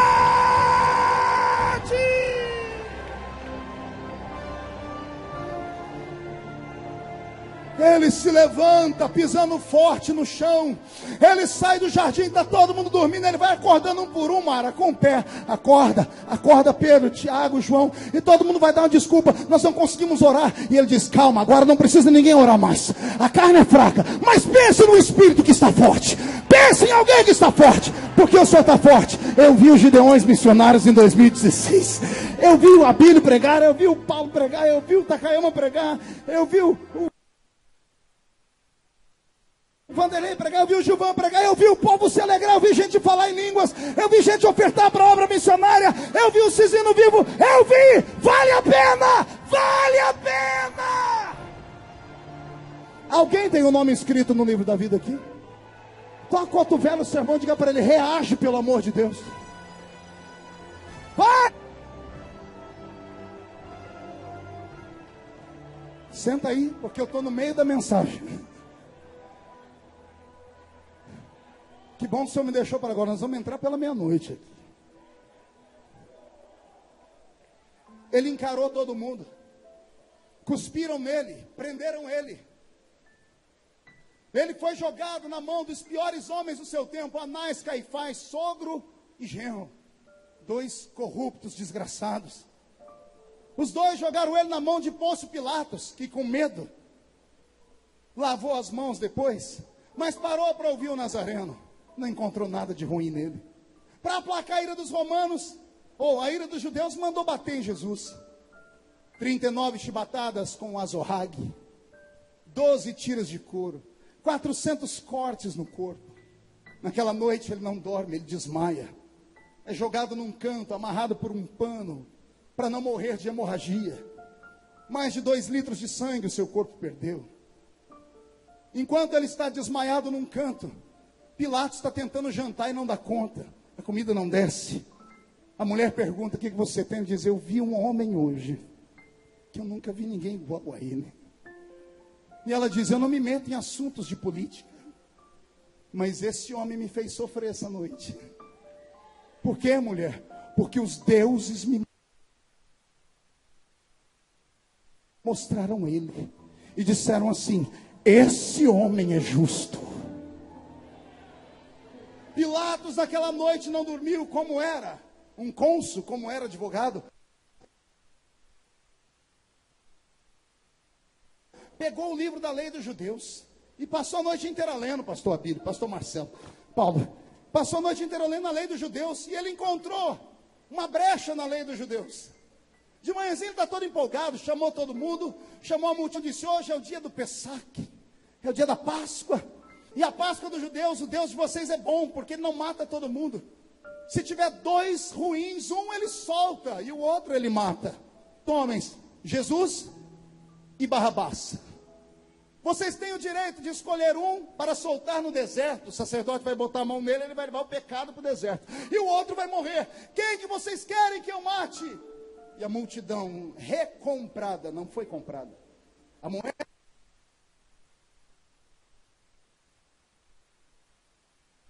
Ainda hoje estarás comigo no paraíso. Aquilo acelerou o processo da morte. Já estava pronto, já valeu a pena. Uma alma salva vale mais que o mundo todo perdido. Ele começa a ter crises, sensações. Ele olha para o céu e pega Deus de costas. Essa também doeu. Deus estava olhando para ele. Quando ele olhou, ele viu Deus. Deus fechou a janela do céu.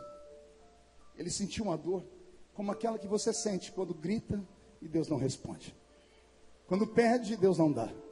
O silêncio de Deus dói mais do que uma pancada dele. Ele abaixou a cabeça e orou: Eloi, Eloi, lama sabachthani. Ele entra numa crise depressiva, mas arruma força na hora final. Ele olha para a multidão e começa a gritar: perdoa eles, porque eles não sabem o que fazem. Ele olha para baixo, vê João e Maria e diz: João, Maria agora é sua mãe, cuida dela, tá? Ele olha para o céu e diz assim: ei Deus, eu vou dar uma mãozinha para o Senhor, senão eu não saio dessa cruz nunca. Porque o salário do pecado é a morte. Mas eu não pequei. Eu não posso morrer. Ou eu estou errado? Jesus podia morrer? Isso aqui só os grandes podem responder. Jesus podia morrer? Ele não pecou. Se o salário do pecado é a morte, o dom gratuito de Deus é a vida eterna. Se Jesus não podia pecar, ele não podia morrer. Não, pastor, mas a morte matou ele. Matou nada, tentou. Ela tentou. Ela subiu no alto do Gólgota, vestida com a sua roupa negra e com o seu aguilhão na mão, a foice, né? Ela olhou Jesus e falou: é hoje que eu acabo com ele. Só que quando chegou perto, ela tomou um susto. Pergunte por quê? Jesus não era só homem, era Deus. Homem morre, Deus não morre. O homem estava assim, pastor Abílio. O Deus dentro do homem estava assim. Não entendeu? Jesus estava assim, mas o Cristo dentro dele estava assim. Deus não se curva para ninguém. A morte, quando olhou, disse: vou matar. Jesus está assim. O Cristo está assim: cai dentro. Vem, tenta. Ela levantou o aguilhão e bateu no peito dele para cortar o fio de prata. É só um fio de prata. A foice bateu e quebrou.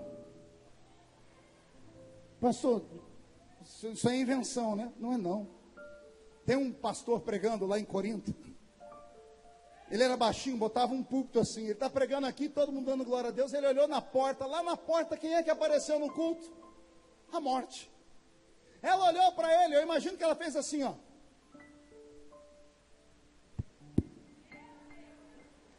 Dei uma de pastor Abílio agora. Você, depois do culto, eu te mato. Qualquer um fugiria. Só que Paulo olhou para... E olha que ele tinha problema nas vistas.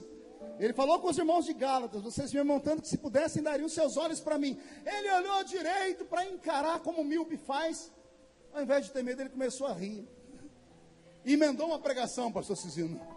Ele parou de pregar e falou assim: ô morte, ô morte, onde está o teu aguilhão, ó morte?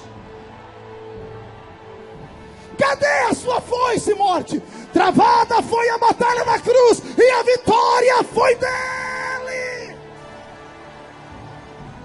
Ela perdeu a foice. Senta aí. Ele está na cruz. A morte não deu conta. O senhor está vendo, pai? A morte não pode me levar. Eu só saio daqui se a gente fizer um negócio. Que negócio, filho? Eles merecem morrer porque pecaram. Eu mereço viver porque não pequei. Eu quero trocar de lugar com eles. Como assim? Eu morro para eles terem vida. Eu morro para mostrar que é possível nascer homem na terra e morar no céu. Eu morro, mas eles vão ter vida. Deus aceitou o negócio. Aí Jesus se preparou, olhou e disse assim: consumado está, nas suas mãos. Você entendeu o recado ou não? A morte estava ali perto. O diabo estava ali, queriam pegar o espírito dele e disse: nas suas mãos, não é na de vocês. Nas suas mãos eu entrego, ninguém tira, ninguém toma. Eu entrego de bom grado. Pode escrever: eu estou dando, eu estou dando. Escreve aí, põe no livro da vida, põe no testamento: eu dou a minha vida por eles. Eles vão nascer e vão morar no céu. E tendo dito isto, ele expirou. Expirar é isso aqui, ó. Pergunte para mim, por que ele expirou, pastor? Ele precisava liberar quem estava dentro dele. Quem estava dentro dele, pastor Takayama? O Cristo. Quando ele fez assim, o Cristo saiu. O Jesus pendeu a cabeça. Digo eu, não a Bíblia. O Cristo olhou para baixo e disse: daqui 3 dias eu volto para te pegar. Fica tranquilo que a gente não se separa nunca mais. Nunca mais. Levaram o corpo dele para a tumba, pastor Cisino. E cadê o Espírito de Jesus? Desespero no inferno. O diabo nunca mais dormiu. A morte está lá conversando com ele: ó, todo o espírito vem para cá. O dele sumiu. Cadê o homem? Ninguém sabe. Daqui a pouco ele aparece.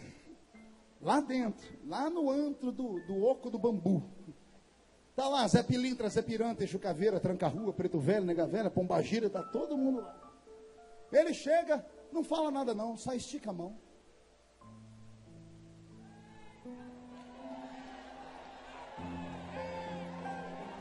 Me dê o que é meu. A chave da morte do inferno. Me dê. O diabo pega a chave da morte do inferno, dá na mão dele tremendo. Jesus cata a chave. Agora digo eu, vamos fazer igual os nossos pais pregaram. O pastor Takayama pregou isso há uns 50 anos atrás. Jesus abaixou, o diabo abaixou a cabeça. Quando ele catou a chave, o diabo abaixou a cabeça e Jesus virou as costas. O diabo falou: ô Nazareno, não é agora? Agora o quê? Aquele negócio lá de Gênesis 3:15. Da semente nasce uma que pisa aqui na cabeça. É agora, é agora, é agora. Isso eu aprendi com ele, nosso mestre. Jesus deve ter olhado, dado um ar de riso assim: olha, poderia, mas por enquanto fica assim. Ele sai rodando a chave no dedo. E ele sai gritando: por enquanto fica assim, mas em breve, em breve o quê? Em breve o Deus de paz esmagará Satanás debaixo dos nossos pés. Dos nossos pés.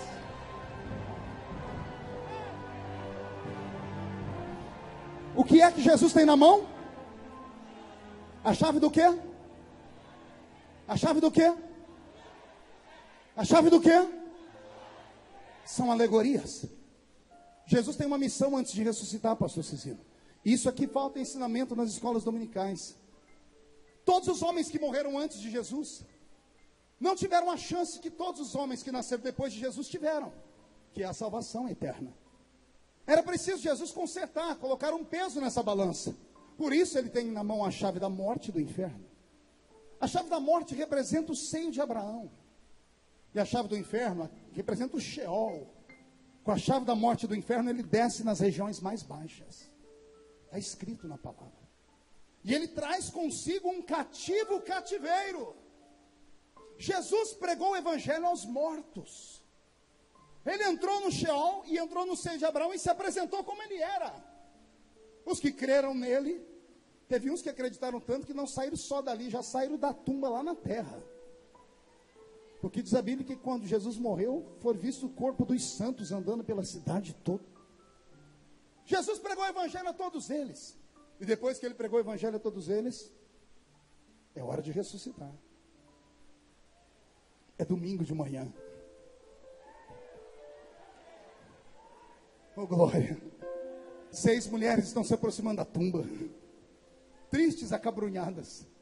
De repente, elas chegam perto da tumba, a pedra está rolada para um canto e 2 meninos de branco aparecem, 2 varões de branco. Antes delas fugirem, eles gritam: por que procurais entre os mortos aquele que vive? Ele não está mais aqui, ele já ressuscitou. Elas saem dali e vão contar para os discípulos o que aconteceram. E ele falou que ia se encontrar com eles. E então começa uma série de encontros de Jesus com os seus discípulos, com aqueles que creram nele.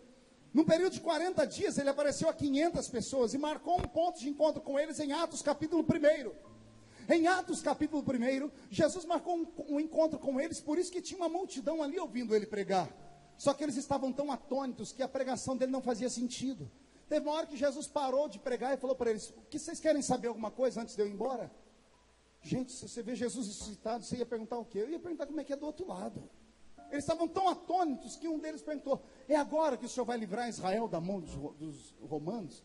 Ele disse: essas coisas meu pai reservou para ele. Já vi que vocês não estão atentos ao que eu estou falando, então faz o seguinte: saiam daqui, fiquem em Jerusalém, até que do alto vocês sejam revestidos de poder. E ele começou a flutuar no ar. Veio uma nuvem e ocultou ele. Os anjos que estavam subindo com ele, os mesmos 2 da tumba, vieram para escoltar ele. Quando eles olharam para baixo, viu todo mundo em estado catatônico, os anjos resolveram voltar para acordar os homens. Tocou no ombro deles e disse: varões galileus, por que estáis olhando para o céu? Do jeito que ele foi, qualquer dia desses, ele vai voltar. O Senhor Jesus é arrebatado aos céus. Ele é arrebatado aonde? Temos um problema, pergunte qual. Ele arrastou para o céu o corpo dele, de carne e osso, sem sangue. Carne e osso, sem sangue. O sangue ficou na terra para nós, para perdoar os nossos pecados. Se o sangue é a alma do corpo, o corpo de Jesus passou a funcionar com algo diferente. E era tão diferente que mesmo tendo carne e osso, ele atravessava a parede e comia peixe na beira da praia. Entendeu ou não? Ele não está glorificado ainda, ele está ressuscitado. Maria foi tocar a mão nele, ele disse: não me toque, porque eu ainda não fui glorificado. Ele estava num corpo de carne e osso, sem sangue. A ausência do sangue dava poderes a ele de atravessar a parede e comer peixe. Esse corpo ele arrastou para o céu. Arrastou para onde? Temos um problema, pergunte qual. O homem não pode entrar no céu. Meu espírito não estará mais com o homem. Quando ele chega na entrada das regiões celestiais, o céu todo fechado com uma muralha, porque o diabo não podia voltar para lá, os anjos caíram também não, por isso Deus cercou o céu. Lá dentro do céu só existiu o tabernáculo, mais nada. Voltei onde comecei. Jesus para na porta do portão. Os anjos que estão com ele, que escoltaram ele, são obrigados a olhar para a esquerda e para a direita, porque os anjos de guerra que guardam o céu não são onipresentes nem oniscientes. Quando vem aquele corpo estranho na entrada do céu, eles vêm voando e correndo. Vêm para proibir a entrada. Mas quando se aproximam dele, ele estende as duas mãos. Eles veem as cicatrizes e começam a se questionar: quem é esse? Quem é esse Rei da Glória? Os anjos que reconhecem ele começam a gritar: levantai, ó portais eternos, para que entre o Rei da Glória. Os anjos vêm voando, correndo, olham pelo muro, pelo portão e dizem: mas quem é este Rei da Glória, de carne e osso? Os anjos lá fora gritam: é Ele, o Senhor dos exércitos, poderoso na batalha. Ele é o Rei da Glória. O portão, pastor Abílio, se abre.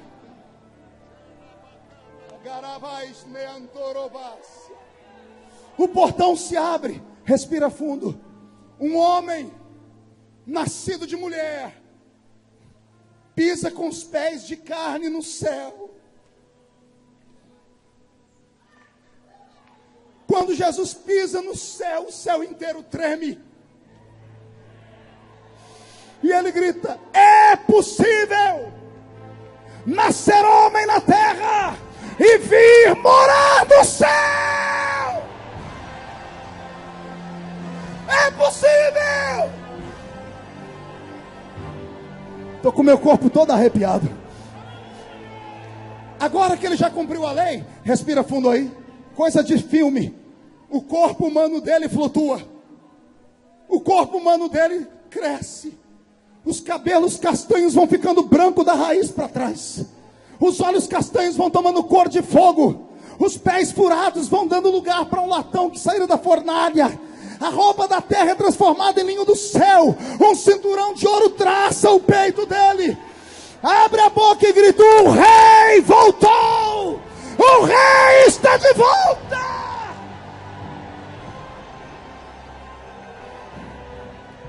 Pronto para uma revelação para terminar? Agora, ele olha o céu inteiro e só tem uma construção. O que é que tem? O tabernáculo. O que é que tem lá? Só, mais nada. Ele flutuou, levantou, agora ele é Deus. Digo eu, ele estende uma mão para a esquerda, pastor Abílio, e a outra para a direita. O que foi que eu disse mesmo para os meus filhos lá em João 14? Eu vou para o Pai e vou preparar. Não tinha nada no céu ainda. Não tinha nada no céu, porque o homem não podia entrar lá. Mas agora que ele morreu e cumpriu a lei, diz: agora eu vou fazer lugar para eles. Ele vai voando e da mão dele vai saindo construções. Casas, palácios, ruas, avenidas. Uma das casas é sua. Casas, palácios, avenidas. Um dos apartamentos é seu. Eu quero ser seu vizinho lá. Eu quero estar do seu lado lá. Agora, Alexandre, que ele faz o céu inteiro. No meio do céu ele resolve botar uma praça. E ele resolve colocar, cercando a praça, um rio. Só que esse rio não tem peixe. E eu falei: que sentido tem um rio não ter peixe? Aí eu descobri que o rio, pastor Abílio, não é de água igual as que tem em Salvador. O rio da vida é um rio de água quente. Água quente. Como assim, pastor? 2 profetas viram a nascente do rio. Pelo menos um deu testemunho. Ele disse: eu vi o rio que saía debaixo do trono de Deus. Ezequiel 47. O rio nasce debaixo do trono, Mara. E por onde ele passa, o que está morto ressuscita. Só que um outro profeta olhou o mesmo trono e disse assim: eu vi debaixo do trono um monte de brasa de fogo. Pegou aí? Não. O que é que tem debaixo do trono? Brasas de fogo. E o rio nasce aonde? Não ouviu? O rio nasce aonde? Nasce debaixo do trono. E o que tem debaixo do trono? A água que sai passa pelas pedras afogueadas e o rio fica cheio de água quente. Quer perguntar para quê? Pergunte para o seu pai, para o seu avô. Quando eles foram no médico, o médico disse: olha, para sarar as feridas da velhice, vá lá em Caldas Novas. Toma um banho de água quente, porque fortalece os nervos, cura as feridas, cicatriza. O rio da vida é um rio onde nós vamos curar as cicatrizes deixadas pela vida, as pancadas, as perseguições, as traições, os amigos que nos machucaram. Deus vai curar dos seus lombos todas as suas feridas. Deus curará os seus pés. Ele plantou naquele jardim uma árvore que dá 12 frutos por ano, um fruto por mês. As suas folhas são saúde para todas as nações. E agora que está tudo criado, respire fundo. Ele vê o tabernáculo.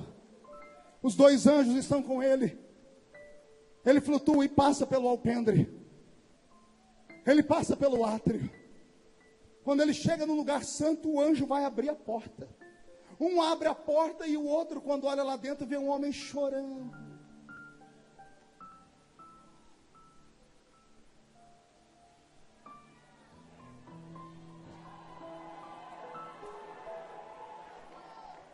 E ele escuta alguém gritando: ninguém na terra, nem debaixo dela, nem em cima dela pode abrir o livro, nem desatar os seus selos. Aí o anjo que trouxe Jesus vai voando e diz: João, não chores, porque olha quem vai entrar ali, João. Eis ali o leão da tribo de Judá.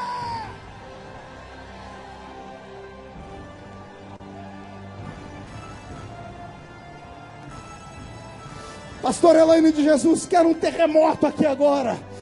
Pega na mão de quem está do seu lado, me diga se o seu nome está escrito no livro da vida.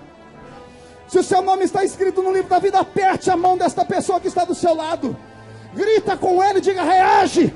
O diabo não pode te tomar, o diabo não pode te tirar, o diabo não pode te destruir. Você vai morar no céu, vai morar no céu, vai morar no céu, vai morar no céu.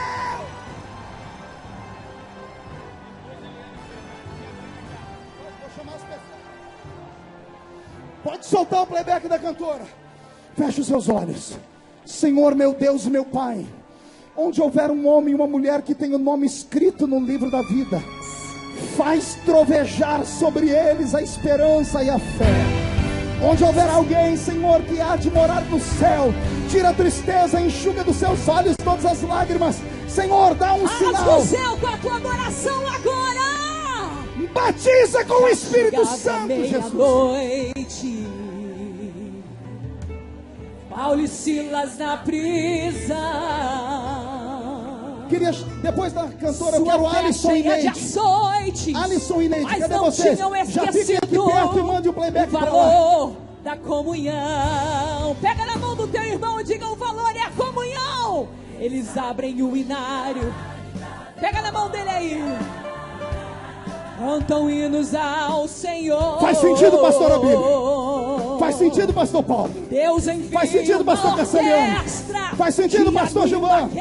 Faz sentido, pastor Takayama? É assim que nós aprendemos. Faz sentido?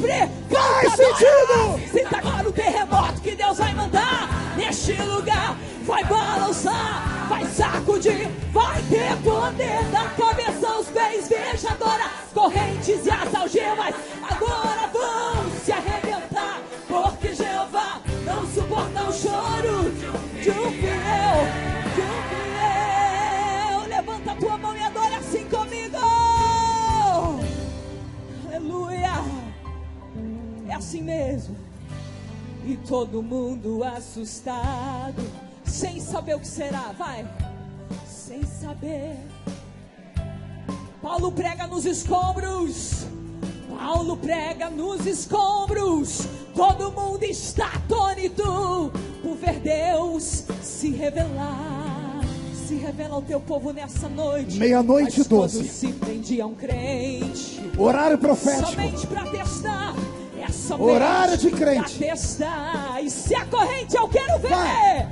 Mas se a corrente é bem forte, vamos ver com quantos hinos que ela vai se arrebentar. Já caiu por terra. Sinta agora o terremoto que Deus vai mandar neste lugar. Vai balançar, vai sacudir, vai ter poder da cabeça aos pés. Veja agora, vai, recebe, recebe, recebe mais, recebe mais. Se arrebentar, porque Jeová não suporta o choro de um fiel, de um adorador.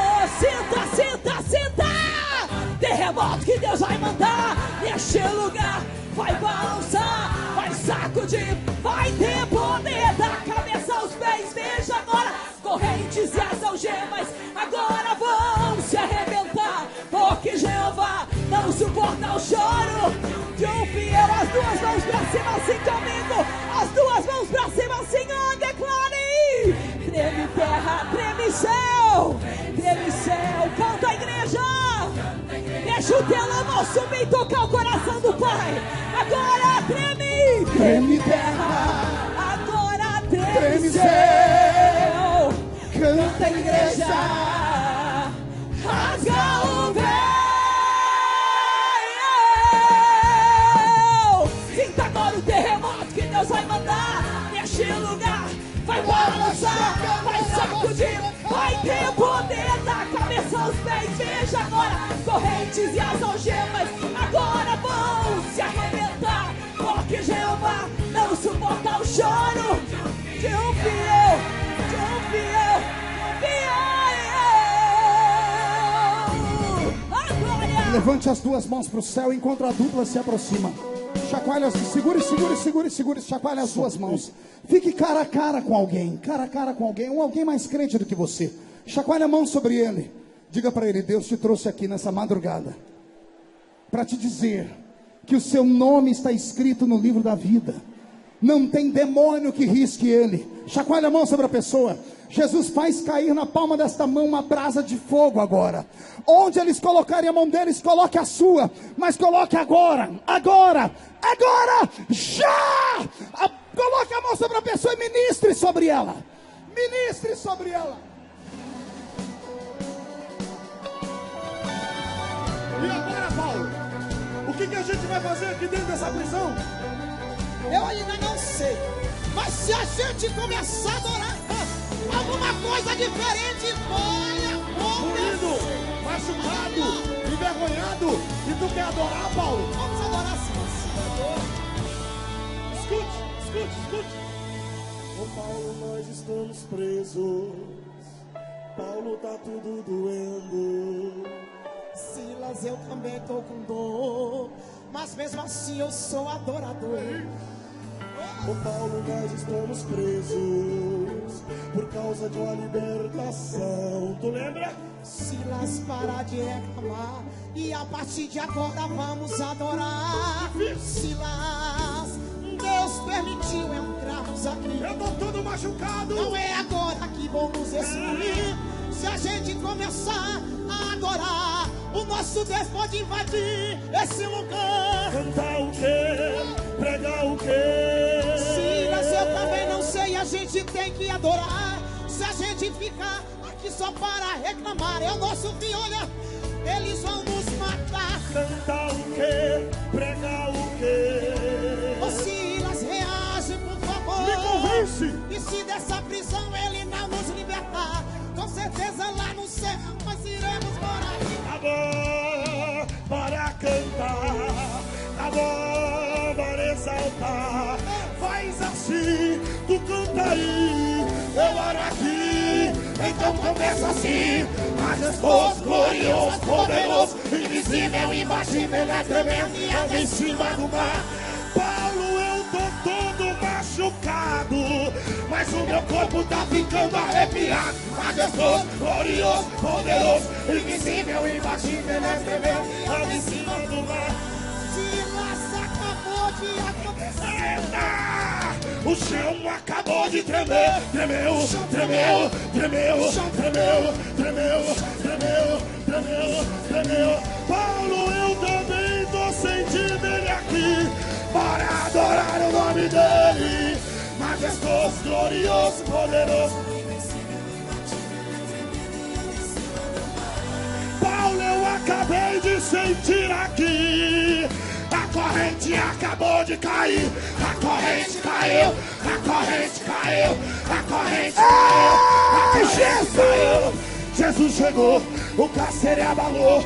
Não tem prisão que segura o adorador. Jesus chegou. Oh.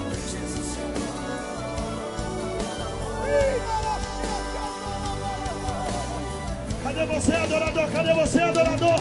Levante a sua mão aí. Tem casa preparada no céu pra mim, pra você, pra você. Tem casa preparada pra nós.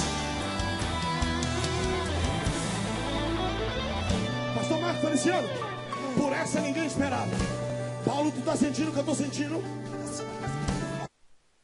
Tremendo, a parede tá movendo, um monte de preso já foi solto. Só que tem um detalhe: o imperador da Roma pode nos chamar e vai nos perguntar o que foi que nós fizemos para sair daqui. O que vamos falar, Paulo? Eu já sei, eu vou falar assim, ó. Desceu na terra, ele é varão de guerra, forte, majestoso, todo poderoso. A ele a honra e toda exaltação. Aqui homem não brilha, só quem brilha é o leão.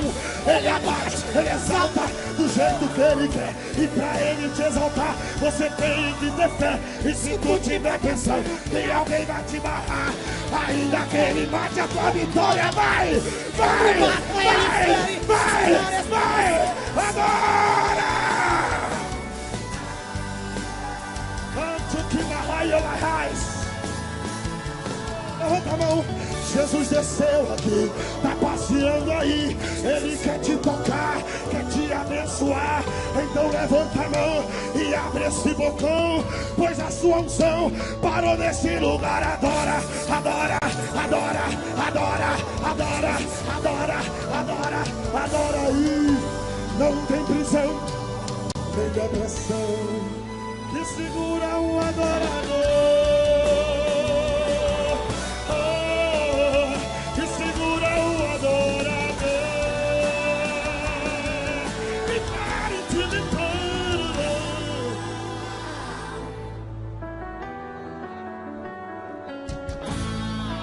Levante a mão direita para o céu.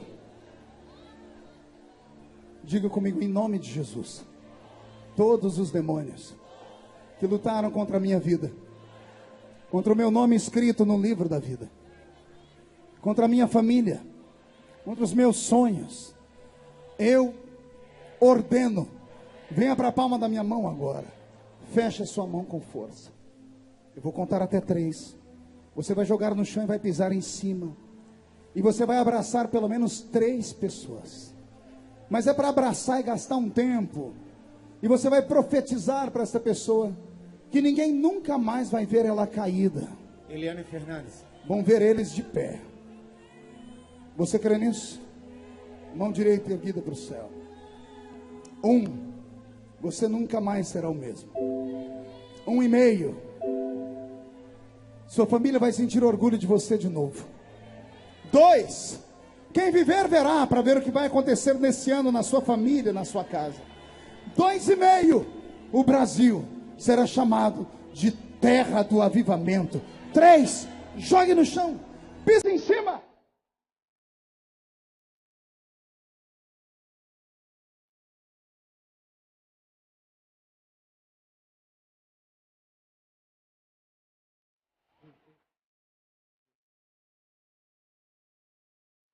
Soltar a minha música.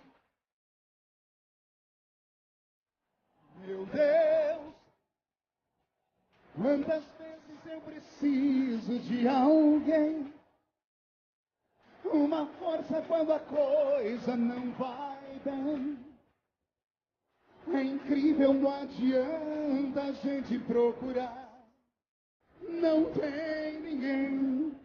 Meu Deus, os de perto deveriam me ajudar, mas do nada eles somem sem falar, sem dar uma explicação.